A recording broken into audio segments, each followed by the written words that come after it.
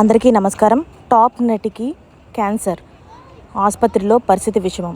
అసలు ఏం జరిగిందన్న పూర్తి విషయాలు తెలుసుకునే ముందు వీడియోని అయితే పూర్తిగా చూడండి. అలాగే సబ్స్క్రైబ్ చేసుకోవడం మర్చిపోకండి.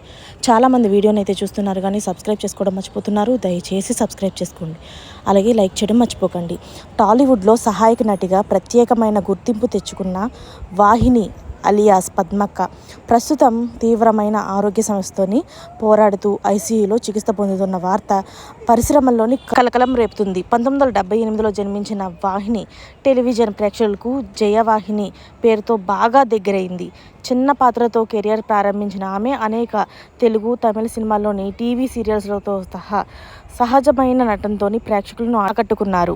సినిమా కంటే టీవీ సీరియల్స్లో ఆమె ప్రయాణం మరింత బలంగా కొనసాగింది. జెమినీ, ఈటీవీ వంటి ప్రముఖ ఛానల్లోని ప్రసారమైన అనేక సీరియల్స్లో నటిస్తూ మంచి గుర్తింపు సంపాదించారు. వైద్యుల ప్రకారం వాహినికి జరుగుతున్న నిరంతర చికిత్స, కీమోథెరపీకి అలాగే శస్త్రచికిత్సలు, ఐసీయూ కేర్ కోసం అయితే 25 లక్షల రూపాయల నుంచి 35 లక్షల రూపాయల మధ్య ఖర్చు అవుతుందని తెలిపారు. ఈ నేపథ్యంలోనే సినీ నటి కరాటే కళ్యాణి సోషల్ మీడియాలోని భావోద్వేగంతో చేసిన పోస్టు అందరి దృష్టిని ఆకర్షించింది.